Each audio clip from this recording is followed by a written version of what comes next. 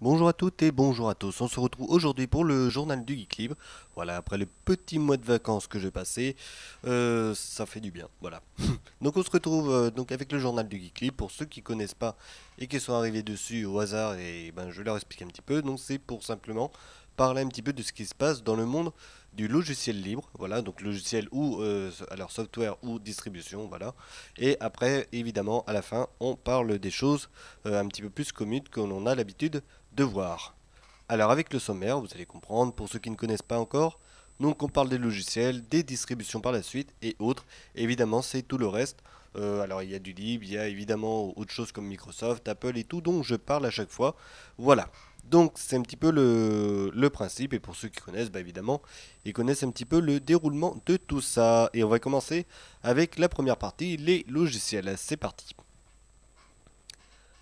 Donc, Fusion Inventory. Alors, Fusion Inventory, enfin comme vous voulez, c'est un greffon qui est pour GLPI. Il est sorti en version 9.1. Voilà, donc récemment, cette version est compatible avec GLPI 9.1.1. Alors c'est un projet libre de gestion de parc informatique. Voilà, il s'agit d'un outil qui permet de réaliser des inventaires locaux ou distants des ordinateurs, ce qui est plutôt pas mal.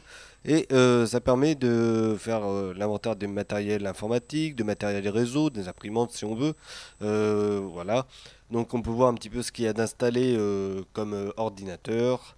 On peut voir un petit peu le déploiement aussi de logiciels. Il y a une découverte de réseau qui est dedans aussi, qui permet de voir un petit peu le protocole SNMP sur le net, NetBIOS, etc. Donc ce qui est plutôt pas mal. Il y a un inventaire réseau aussi qui est disponible. Donc il y a bien d'autres choses et tout que l'on peut faire avec Fusion Inventory, ce qui est plutôt pas mal pour soit les entreprises ou tout simplement les particuliers qui ont quelques petites choses chez eux, en l'occurrence. Voilà. Alors, qu'est-ce qu'il y a de nouveau? Il y a une nouvelle gestion des informations du système d'exploitation.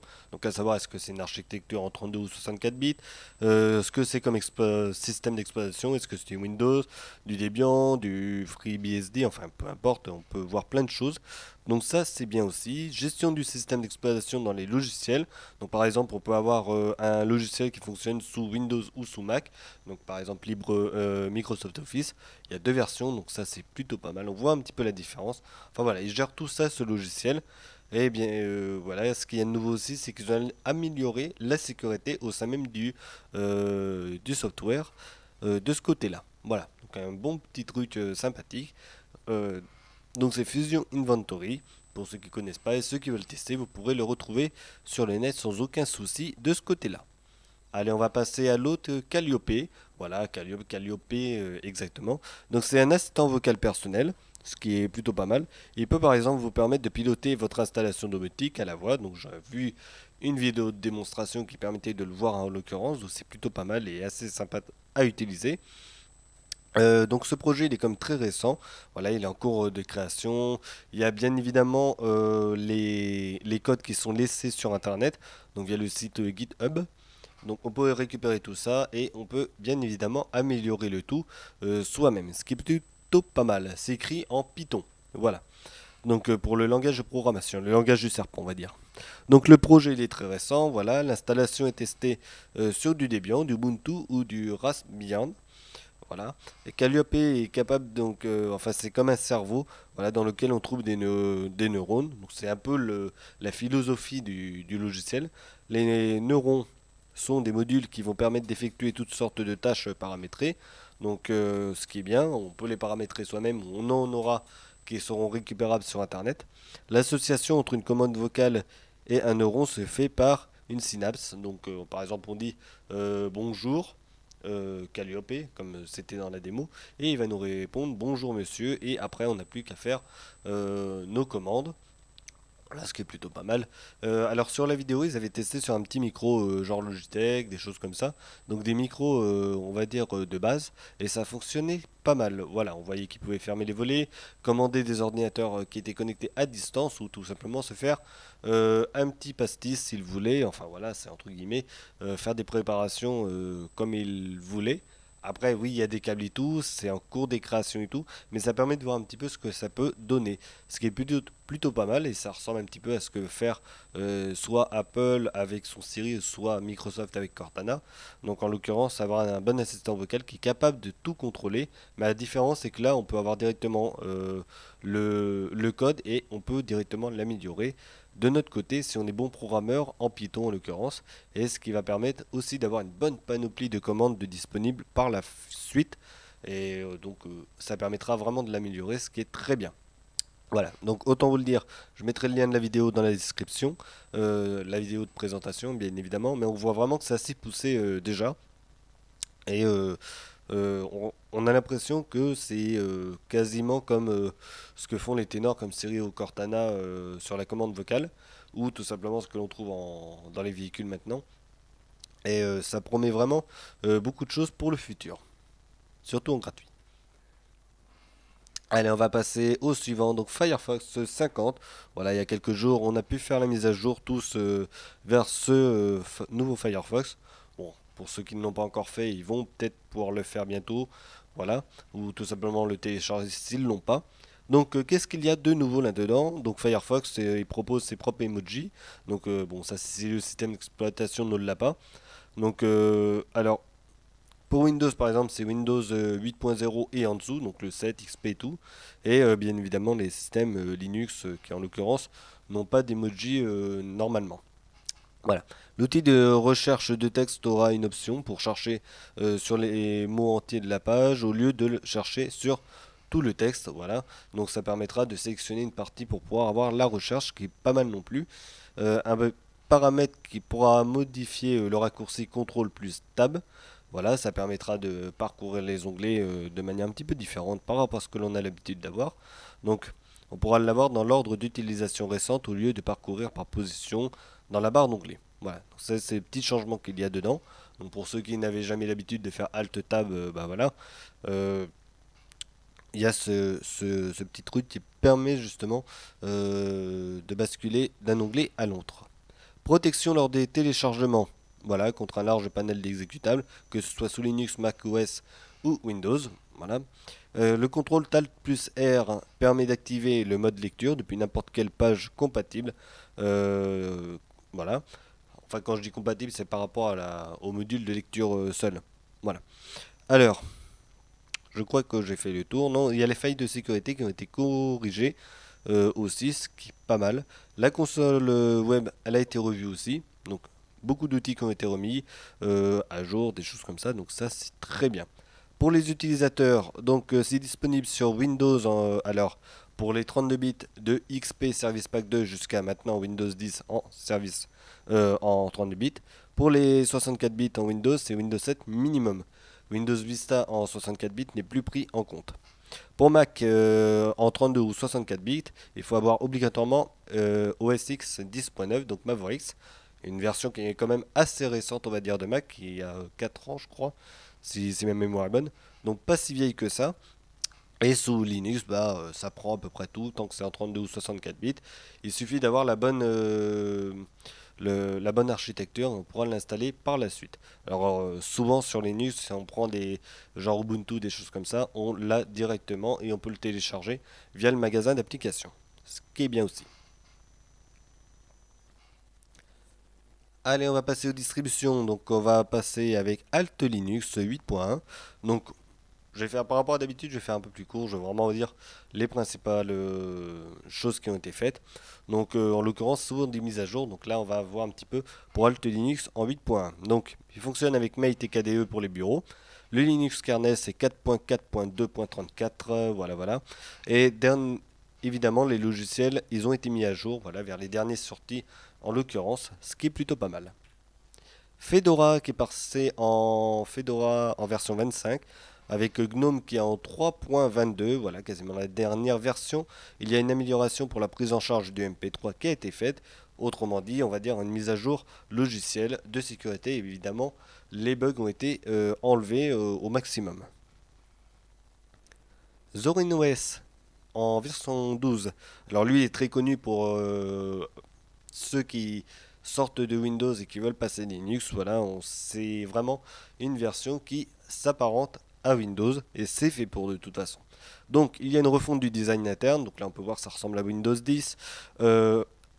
On a un ajout aussi de la recherche globale. Alors pour ceux qui ne connaissent pas, c'est un petit peu comme ce que fait Microsoft avec son module Cortana ou Spotlight sur macOS. Voilà. Il y a Ubuntu qui le fait aussi, mais d'une manière un petit peu différente. Mais là, on pourra vraiment l'avoir avec la recherche des documents, des choses comme ça. Alors Internet, je sais pas trop, hein, ça le prend, mais c'est vraiment la nouveauté dans ce nouveau système d'exploitation. Évidemment, les logiciels sont mis à jour et ça fait partie du pack d'Ubuntu. Au niveau des logiciels, il y a le magasin et tout qui permet de les télécharger, ce qui est bien. Allez, la suite avec Salix 14.2.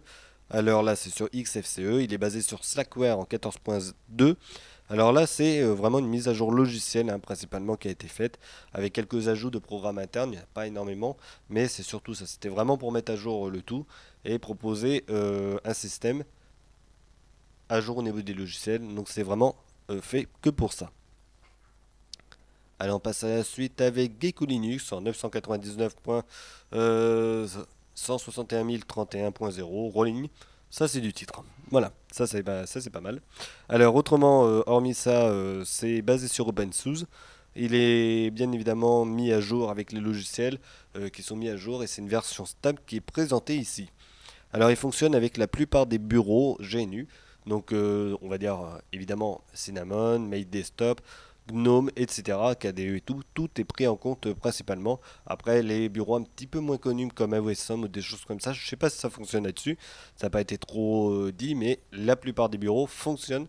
En l'occurrence, il suffit d'aller sur le site de Gecko Linux et de prendre le bureau qui nous intéresse et de le télécharger. Voilà. Allez, on va passer aux autres choses. Et oui, Apple qui refait un petit peu le retour encore à nouveau. Donc là, c'est pour parler un petit peu des tests qui sont un petit peu mitigés. En l'occurrence, alors là, je vais parler sur toute cette version avec la Touch Bar. Alors j'ai regardé quelques vidéos quand même, on va dire pour pouvoir avoir un petit avis. Et la plupart des tests se révèlent à peu près les mêmes. Alors c'est un bon ordinateur. Alors je parle des tests, hein. C'est un très bon ordinateur, bonne facture en l'occurrence. C'est en alu, c'est du solide, c'est bien. Le clavier il est rétroéclairé, c'est bien. La touch bar, c'est un atout, on va dire, pour certains logiciels. Et après, par rapport au test, il y a quelques logiciels qui bug comme Page ou les applications Office de la part de Mac. C'est pas toujours ça en l'occurrence, c'est un petit peu le souci. On a les mêmes raccourcis sur la touch bar que ce qu'il y a de présenté à la fenêtre. C'est ce qu'ils regrettent un petit peu. Ils ont l'impression de perdre un petit peu du temps, soit à aller rechercher sur la touch bar, plutôt que les raccourcis clavier qui sont déjà présents. Donc ça, c'est quelques logiciels qui sont moins adaptés, ou plutôt pas aussi ergonomiques qu'ils le paraissent. C'est un petit peu le souci pour cette partie-là. Donc, encore des points à améliorer, mais c'est une nouveauté. Voilà. Donc, c'est vraiment quelque chose qui va venir petit à petit, normalement sur les Mac. Et justement, c'est ça ce qui disait sur les tests. Normalement, ça devrait être mis à jour petit à petit et amélioré avec les mises à jour. Voilà.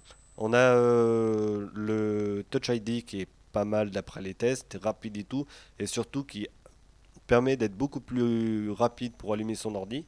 Déjà que c'est du SSD en plus de ça avec le Touch ID comme sur le téléphone à l'heure actuelle, que ce soit Android ou Apple, ça se déverrouille très très rapidement et c'est plutôt pas mal d'après les tests. Après, pour faire un petit peu le point négatif, ce qui relève, on va dire, de tous les tests, c'est la partie USB-C. C'est bien et c'est pas bien en même temps, dans le sens où ils ont enlevé la carte SD, donc une petite fente exprès pour mettre ça, ou tout simplement les USB classiques qui ont été enlevés aussi.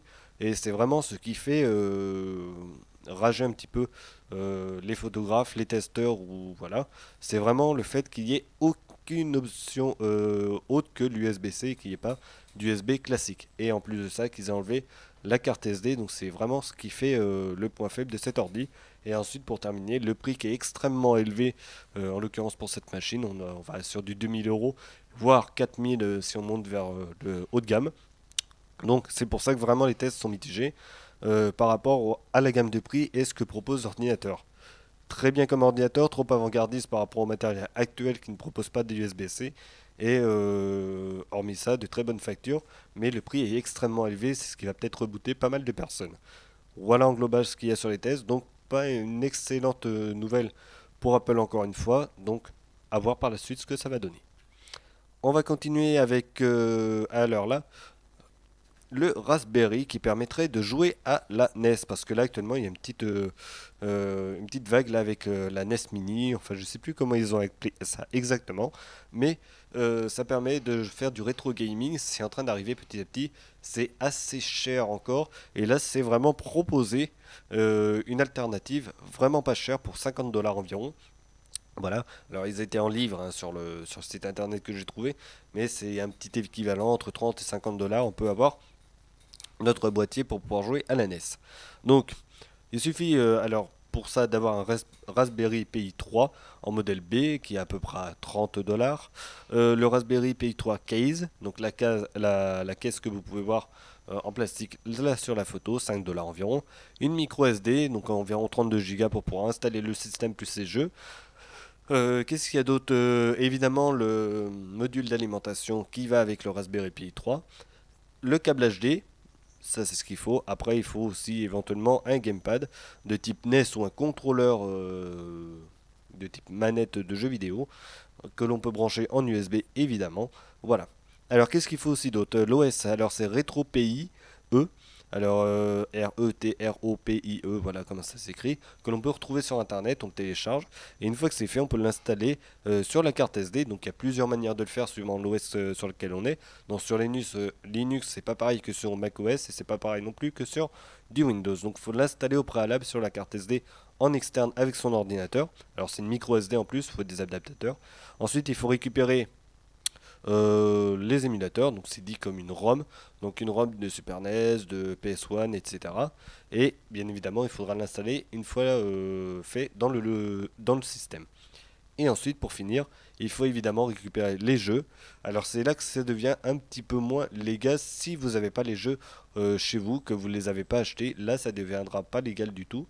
Il faut vraiment avoir les jeux chez soi pour pouvoir profiter légalement, je dirais, des jeux. Bon après, évidemment, c'est pas super surveillé, mais si vous le faites et que vous n'avez pas le jeu, obligatoirement, euh, c'est pas très très légal. Donc voilà comment ça se passe. Donc le Raspberry, il permettrait en l'occurrence avec ce petit ordinateur de jouer à n'importe quel jeu, surtout que ça consomme pas énormément, soit des jeux de PS1, de Nintendo NES, de Super NES ou de choses comme ça. Ça permet vraiment de faire pas mal de choses et en plus de ça, on n'est pas bloqué sur de la Super NES uniquement comme ce qui est présenté avec la NES Mini ou des choses comme ça à l'heure actuelle. Donc ça c'est vraiment bien. On a vraiment un panel large qui s'offre à nous. On a le réseau, on a les USB pour avoir le contrôleur. Donc en même temps, on a un système d'exploitation dans la console. Ça c'est vraiment bien. Et de plus, ce système il est gratuit, hein, RetroPie. C'est téléchargeable gratuitement, on l'installe et terminé. Voilà pourquoi ça coûte à peu près 50 $ seulement. Donc élevé en euros. Pour le moment, on ne sait pas ce qui va se passer. L'euro, il doit bouger par rapport au dollar. Donc, gardez ça en dollars. Et au fur et à mesure, vous faites la conversion en euros. Là, à l'heure actuelle, je ne sais pas combien vaut l'euro et le dollar. Ça change tellement ce truc-là. Et en plus, avec les élections récentes, ça risque de bouger encore. On verra par la suite. Mais gardez ça en tête. 50 $ environ. Vous avez le boîtier, vous avez tout ça. Et en euros, c'est toujours un petit peu moins entre 40 et 50 euros. Donc c'est vraiment pas très très cher pour avoir une petite console rétro gaming assez sympathique. Voilà, bon évidemment le boîtier c'est pas une NES, mais ça permet de faire pas mal de jeux, ce qui est plutôt pas mal. Le système il est gratuit et libre de droit. Et après bah, tout le reste, les ROM normalement c'est du libre de droit aussi. Donc vraiment on est sur quelque chose de très sympa et ça va très bien avec le geek libre. Allez, c'est fini pour aujourd'hui. On se retrouvera pour une prochaine. En attendant, je devrais faire quelques petites vidéos parce que j'ai récupéré alors récemment un boîtier alors avec des DVD dedans et c'est du Linux qui date de 2006. C'était des trucs qui se faisaient avant. On offrait ça aux personnes qui lisaient les journaux high-tech et tout. Et j'ai récupéré ça, enfin, je les ai installés, j'essaie de les faire marcher correctement sur les machines virtuelles, voir un petit peu ce qu'il en est. Et je pense que je vous ferai quelques vidéos dessus, en plus des tests que je vais reprendre maintenant que je suis revenu de vacances. Voilà. Allez, on se retrouve pour une prochaine, portez-vous bien.